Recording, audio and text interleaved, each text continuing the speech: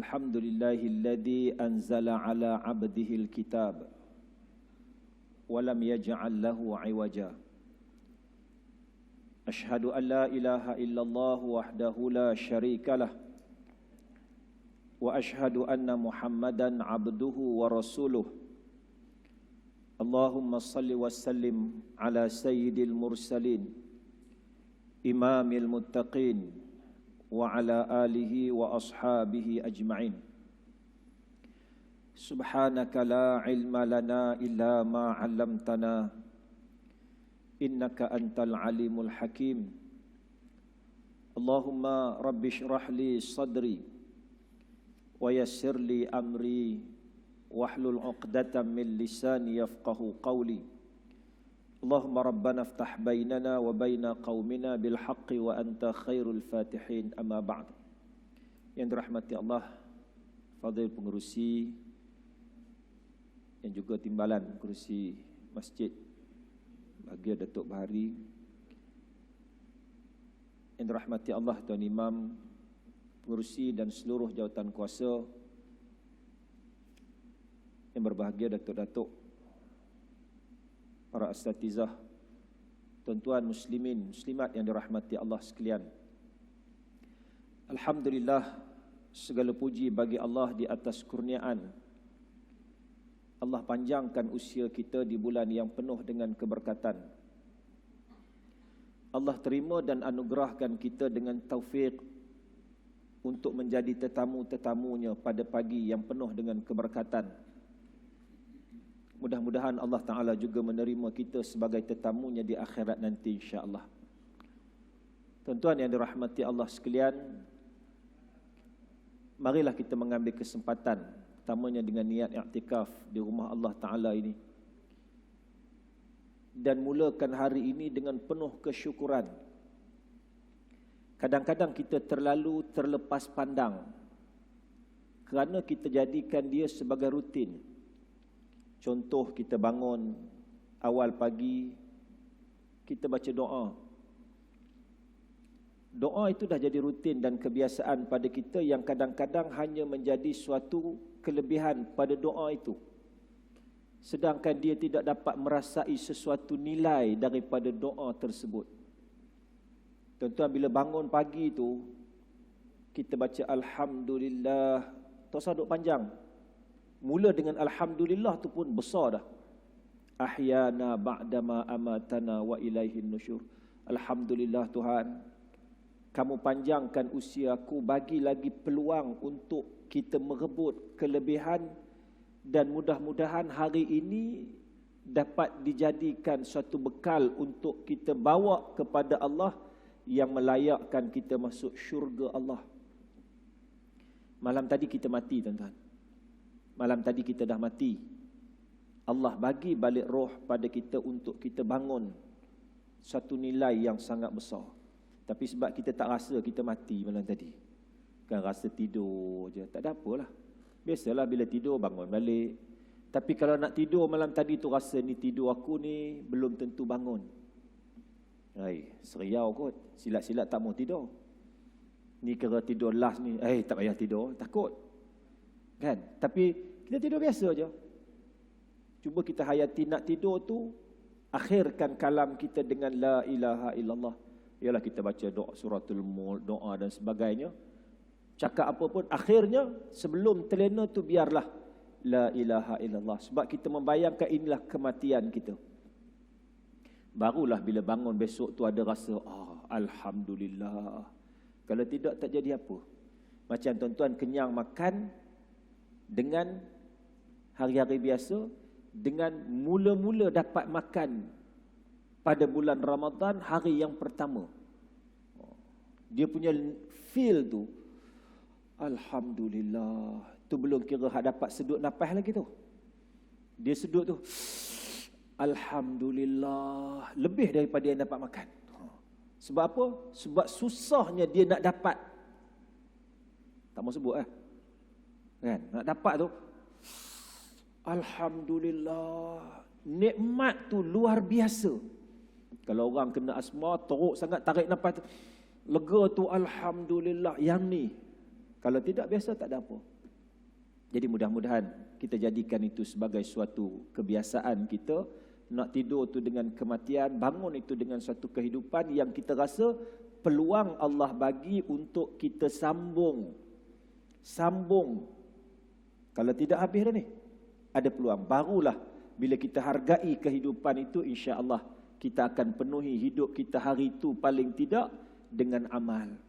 Kalau tidak, dia habis gitu. Biasa. Tuan yang dirahmati Allah sekalian, hari ini kita berada pada hari yang disebut sebagai Nuzulul Quran. Yang Allah sebut dalam Quran, semua kita hafaz insya-Allah. A'udzubillahi minasyaitonirrajim. Syahrul Ramadan alladzi unzila fihi al-Quran hudan linnas wa bayyinatin minal huda wal furqan. Allah sebut bulan Ramadan ini bulan yang Allah turunkan Quran. Tujuan dia hudan linnas wa bayyinatin minal huda wal furqan. Nak bicarakan tentang Quran ni tak mampu. Sebab terlalu agung. Sebab Quran adalah mukjizat. Tuan-tuan perasan tak, setiap kali kita baca Quran, setiap kali kita pegang Quran, Quran ini adalah mukjizat yang Allah bagi kepada Nabi kita Muhammad sallallahu alaihi wasallam. Nabi-nabi lain dia ada mukjizat, tapi umat dia tak dapat mukjizat tu. Kita umat Nabi Muhammad ni istimewanya Allah bagi kepada Nabi mukjizat, banyak mukjizat Nabi. Tapi Quran yang merupakan mukjizat paling agung, yang mukjizat itu kita dapat. Jangan lepas ni ngaku jadi Nabi pula. Saya pun ada mukjizat dapat, kata dia. Ngaku jadi Nabi, hak tu habislah. Nak cerita kepada kita bahawa benda yang paling agung, yang paling besar ini, yang merupakan mukjizat teragung ini, Allah kekalkan pada kita. Dan tak kurang sikit pun sifat mukjizat yang ada pada Al-Quran sebagaimana diturunkan kepada Nabi kita Muhammad sallallahu alaihi wasallam. Begitulah sifat mukjizatnya pada kita hari ini sampai akhir nanti. Tu satu lagi, kita tak rasa benda tu mukjizat. Kita rasa baca biasa, kitab biasa, panduan biasa, baguslah dah baca panduan tu. Tapi kalau kita rasa ni mukjizat, sebab itu ulama-ulama, tok-tok nenek moyang kita dulu pesan, jaga Quran itu dengan penuh penghormatan kerana dia mukjizat. Tak sama dengan kita baca buku lain, kita baca kitab lain, kita kelek ataupun bawa kitab lain, tak sama. Nak letak paling atas, takut jatuh. Apa, Quran je. Quran je. Ni. Jangan anggap biasa. Tidaklah melampau sampai kepada martabat Tuhan, tapi dia kalamullah. Quran ni kalamullah. Bukan biasa-biasa. Sebab itu dia tak boleh sama dengan benda-benda lain. Cara membacanya, adab bawanya, adab simpannya. Ini akhlak. Sebagai suatu manifestasi daripada mengagungkan Al-Quran. Jangan tanya pula, ada hadis orang bawa Quran sampai tak dada gini, ada ke? Ada juga hak jenis macam tu. Tuan-tuan, ada perkara yang kena bagi tahu. Tapi bagi orang yang ada hati, lahir daripada hati dia itu suatu perasaan yang mendorong tindakan. Samalah bila kita berselawat kepada Nabi, Allahumma salli ala Muhammad, tapi rasa tak gamak nak sebut Muhammad, melainkan kita kata Allahumma salli ala Sayyidina Muhammad. Orang pun kita reti hormat dengan gelaran Pak Cik. Sebab apa? Menghormati kedudukan dia. Apatah lagi junjungan Nabi kita Muhammad sallallahu alaihi wasallam, kita luahkan perasaan cinta, perasaan hormat, perasaan kasih itu dengan istilah yang walaupun tidak dapat memenuhinya, tetapi sekurang-kurangnya merendahkan diri kita. Para ulama bila berbicara tentang Rasulullah sallallahu alaihi wasallam, walaupun Nabi tak suruh, tapi manifestasi daripada kecintaan, manifestasi daripada penghormatan, mengagungkan Rasulullah. Dia kata Nabi sallallahu alaihi wasallam sebut umpama contoh. Nabi kata, kita ni, aku ni dengan kiamat ni macam ni. Tapi tak cukup dengan itu, sahabat akan kata, sedangkan tangan Rasulullah jauh lebih mulia daripada tangan saya. Apa maknanya? Ada suruhan? Tak ada. Secara spesifiknya suruhan tak ada. Tapi menghormati Nabi, lahirkan dengan dia rasa jari aku ni jauh lebih hina daripada jari Nabi sallallahu alaihi wasallam. Ni apa ni? Manifestasi yang diluahkan daripada perasaan melahirkan tindakan. Samalah kita dengan baca Quran. Bila kita nak baca Quran, tuan, ada tak rasa sesuatu? Ke kita ambil biasa baca gitu je? Ada pahala, baca biasalah. Yang penting kita baca. Oh, ni yang payah ni bila sebut yang penting. Kan? Kalau begitu, yang penting makanlah. Tak payah sibuklah dengan lauk apa, nak buah dalam pinggan. Boleh makan gini, tak boleh. Tu ada sikit emosi geram tu. Kan? Kalau yang penting, bukan soal yang penting, tapi setiap yang ada kemuliaan mesti dizahirkan. Menzahirkan kemuliaan bukan hanya perkara itu mulia, tapi meletakkan nilai kehinaan pada diri kita. Orang yang tak mau memuliakan orang, dia sombong dan angkuh. Seperti iblis yang dilaknat oleh Allah Subhanahu wa taala. Kita dididik, kita diajar supaya merendahkan diri kita dengan tujuan apa? Bukan hanya memuliakan dia, tapi yang lebih besar menghinakan diri kita di hadapan Allah Azza wa Jalla. Yang ni kadang-kadang dia tidak dapat dirasai. Kenapa dianggap mudah semua perkara? Apatah lagi mereka yang tidak diajar dengan adab dan akhlak. Terutamanya dalam melahirkan sifat. Ialah benda-benda apa ni, akhlak-akhlak ni benda lain, tak apa nak penting. Hak tu kita pandai sendirilah. Tak. Akhlak ni kena ajar. Apa perlu ayah kita dulu pesan lalu depan orang tunduk? Siapa ajar tunduk macam tu? Siapa ajar? Manifestasi daripada penghormatan. Cumanya kita ada pantang larang, jangan sampai rendah daripada rukuk. Yang diajar ialah menzahirkan, memuliakan orang dan menghinakan diri kita. Cuma ada batas di sudut syarak, jangan memuliakan itu sampai melampau. Sehingga tak boleh tengok muka macam cerita Maharaja Cina kan. Tuan-tuan yang dirahmati Allah sekalian, poin yang kita nak sebutkan ini, Quran ini bukan sebarang kitab. Bila kita pegang Quran tu, dia ada rasa satu, nak kata macam mana? Raw. Aku pegang ni kitab mulia. Bukan sebarang kitab. Diajar berwudu, akhlaknya, adabnya. Pegang dengan penuh penghormatan. Tak boleh baca sambil gitu je. Kenapa? Tak dapat pahala kata dia. Oh, boleh hujah. Dapat. InsyaAllah baca Quran dapat pahala. Di mana adabnya? Adab ni benda kecil, tapi barakah berada pada adab. Barakah ada pada adab. Tak boleh Ustaz kita baca-baca Quran sambil-sambil gitu, relax. Boleh. Siapa kata tak boleh? Di mana adabnya? Tak boleh kita cakap dengan bapak kita. Boleh. Biadab. Biadab dengan seorang ayah. Bagaimana dengan kitab? Tuan-tuan suruh saya bawa hadis. Mana yang kata tak boleh baca pasal panggung? Saya tak ada. Tak ada hadis nak rebut gitu. Tapi macam saya sebut tadi, seorang ayah cukup dia bagi tahu, jumpa dengan orang tua, hormatlah orang tua.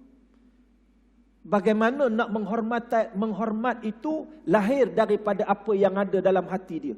Kalau dia bukan seorang yang sombong, insya-Allah dia reti hormat orang. Tapi kalau dia seorang yang sombong, dia tak reti hormat orang. Ayah dia tak perlu ajar bagaimana nak hormat orang. Dia sudah dididik bagaimana nak menghormati orang. Begitulah kita dengan Quran. Bila kita tahu kemuliaan Al-Quran ini luar biasa, dengan adanya Al-Quran inilah menjadikan kita selamat dunia akhirat. Menyedari betapa berharga dan bernilainya Al-Quran. Tuan-tuan, kita dapat Quran mudah, sebab itu kita tak rasa susah. Cuba baca bagaimana Al-Quran turun kepada Nabi sallallahu alaihi wasallam, bukan sebiji Quran, satu-satu ayat, satu-satu surah, beberapa ayat yang turun kepada Nabi, bukan mudah. Ada ketikanya disebutkan dalam hadis-hadis Nabi, bergetar tubuh Nabi. Ada yang kata Nabi macam pengsan. Ada sahabat yang merasai kaki rasa berat bila berlapik dengan batang tubuh kaki Nabi, lutut Nabi. Ada yang bergemercing. Hebatnya Al-Quran ini turun. Kalau kita sedar dan memahami begitu sekali beratnya Al-Quran turun kepada junjungan Nabi, makhluk paling agung di sisi Allah, kita tak akan pandang remeh pada Al-Quranul Karim. Bukan hanya di sudut memegang, menjaga, membaca, malah kita tahu nilai Al-Quran yang begitu hebat. Maka kita tahu beza Quran dengan kitab-kitab yang lain. Kita tahu beza Quran dengan buku-buku ilmiah yang lain. Kenapa? Ini bukan sebarang kitab. Ini kitab yang diturunkan oleh Allah. Yang disebut Syahrul Ramadan, diturunkan daripada Lauh Mahfuz ke langit dunia. Turun dengan penuh kemuliaan. Quran ini kalamullah. Kalam Allah paling agung, diturunkan melalui Jibril alaihi salam, makhluk malaikat di antara malaikat-malaikat yang sifatnya la ya'sunallaha ma amarahum wa yaf'aluna ma yu'marun. Malaikat ni tak pernah derhaka. Jibril penghulu mereka yang bawa turun sendiri Al-Quran, menyampaikan kepada junjungan Nabi Muhammad sallallahu alaihi wasallam, makhluk paling agung. Pada malam Ramadan, bulan yang paling agung, disebutkan pada Lailatul Qadar, malam yang paling agung. Kepada kita umat manusia yang disebut khaira ummah, umat yang paling baik. Maknanya Quran ini dilatari oleh kemuliaan-kemuliaan. Maka sepatut dan selayaknya kita makhluk manusia ni, makhluk yang mulia, makhluk yang ahsani taqwim, khaira ummah, menyambut Al-Quran yang penuh dengan kemuliaan ini dengan adab dan sifat-sifat mulia yang ada pada Quran. Malah lebih utama meletakkan kemuliaan itu dalam tindakan, panduan, amalan kehidupan kita sebagai hamba Allah Subhanahu wa taala di muka bumi ini. Bila kita sebut tentang mukjizat Al-Quran, terlalu banyak. Sebab itu cabaran Allah yang sifatnya umum. Wa in kuntum fi raibim mimma nazzalna ala abdina fa'tu bisuratin min mithlih wad'u syuhada'akum min dunillah in kuntum sadiqin. Allah kata, kalau masih ada keraguan kamu pada Quran, kalau ada keraguan kamu pada Quran dalam sebarang keraguan,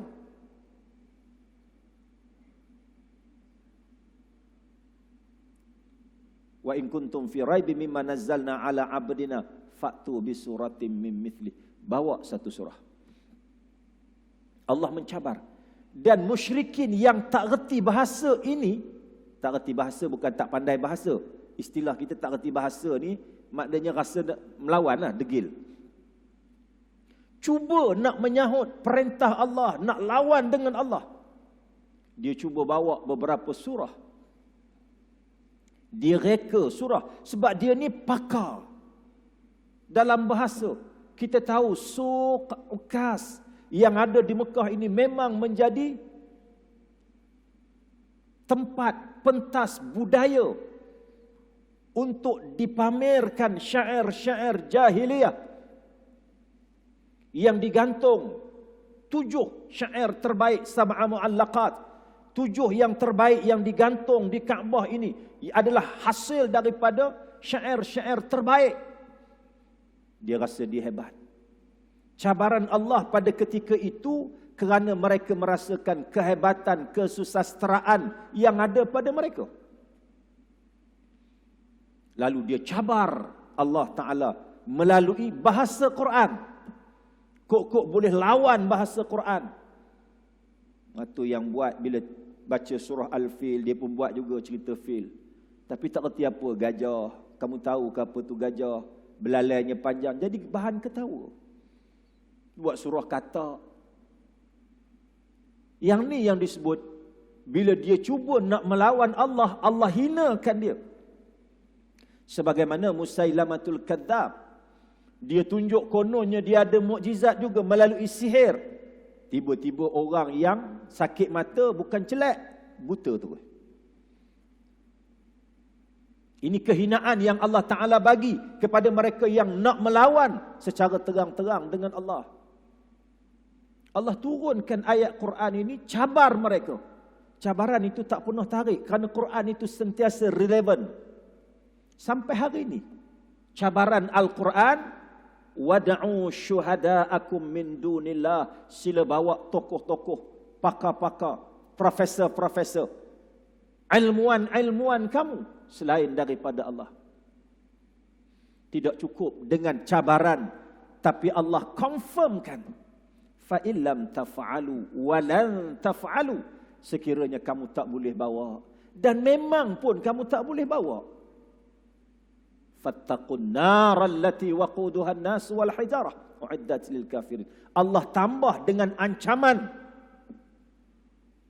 Cantiknya Quran tu, dia cabar, bawa semua orang. Dia bagi tahu takkan boleh, walan lil abad, selama-lamanya. Dan Allah sebut fattaqun nar allati waquduha an-nas wal hijarah, takutlah kamu neraka yang bahan bakarnya manusia dan batu-batu. Tuan-tuan yang dirahmati Allah sekalian, sampai hari ini manusia nak mencabar keagungan Quran, tak boleh. Zaman ni kita kagum dengan kehebatan ilmu sains, akhirnya terbongkar bagaimana Quran mendahului sains. Tak kiralah sains apa pun, termasuk ilmu falak dan sebagainya. Quran hebat. Malah orang yang mengkaji uslub, pendekatan yang digunakan Quran, metodologi yang digunakan oleh Quran, dia dapat menggali sangat hebat.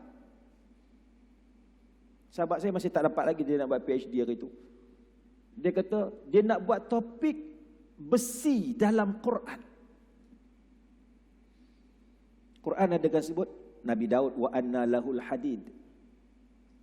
Nabi Zulkarnain, atini zubaral hadid, dalam surah Al-Kahfi. Dia kata macam mana Quran menceritakan tentang besi yang diminta oleh Nabi Zulkarnain ketika mana diminta oleh kaum untuk memisahkan mereka dengan Ya'juj dan Ma'juj. Dia minta bawa semua besi, campurkan besi itu, cairkan dia, jadikan satu benteng. Besi campuran-campuran ini satu besi yang sangat hebat bentengnya. Lalu manusia cari campuran besi-besi apa yang boleh menatijahkan, menghasilkan besi yang paling hebat. Nak ngaji bab besi yang hanya ada beberapa ayat dalam Quran pun dah surrender. Tak cerita lagi tentang, tuan-tuan pun tengoklah kehebatan ilmu sains dan sebagainya. Bukan kita mengkagumi semua itu. terhadap sains dan sebagainya. Ya, ia bukti. Oh, hebatnya Quran dengan sains ni. Jangan lupa, Quran bukan suruh pada kamu tentang sains. Quran menceritakan tentang sains, nak menunjukkan kehebatannya. Quran menceritakan tentang sejarah, benarnya sejarah itu, menunjukkan kehebatannya. Tetapi tujuan Quran bukan itu. Tujuan Quran disebut hudal linnas, supaya kamu mengambil pengajaran untuk mendapat petunjuk. Sebab itu yang penting al-ibrah. Walaupun kita orang Melayu tak pernah sepatah pun disebut dalam Quran. Ada orang cuba menafsirkan dengan dia kata walikulli ummatin rasulan. Umat tu termasuk umat Melayu, dia kata. Hak tu umat tu tak kira lah, itu dah kira terjemah. Saya nak masukkan sebiji macam Ad, Thamud, ya, Bani Israel, yang tu confirm sebiji Allah sebut. Tapi kita tetap terkena dengan Quran kerana al-ibrah bi'umumil lafzi. Ya ayyuhan nas, ya ayyuhalladzina amanu, ya bani Adam. Termasuklah kita. Hebatnya Quran ini hudan linnas, nak bagi petunjuk. Bila diceritakan tentang Dzulqarnain, orang masih cari sampai sekarang di mana benteng yang dibina oleh Dzulqarnain. Kalau nak kira logiknya, jumpa dah sebab satelit apa semua ada. Saddam yang duduk dalam terowong bawah tanah pun boleh jumpa, kan? Takkan tak boleh jumpa, kata dia. Logika manusia tak sama dengan ilmu Allah Subhanahu wa taala. Allah boleh tutup bila-bila dia hendak dan boleh buka bila-bila dia hendak. Kisah mumia Fir'aun yang ditemui, yang Quran ceritakan, sehingga ada ahli-ahli sains yang akhirnya akur dengan kehebatan Quran. Tahulah kita bahawa semua yang kita cari ini sebenarnya ilmunya sudah ada. Kita cuma nak cari proof, nak cari pembuktian sahaja. Jadi pelik ke kita? Ilmunya dah ada. Sebab itu bila mana orang duk cerita, kamu tahu tak? Kamu tahu tak? Tahu apa? Sebenarnya bumi ini dia terjadi daripada letupan. Oh, istilah Big Bang apakah dalam ilmu sains? Tahu dah.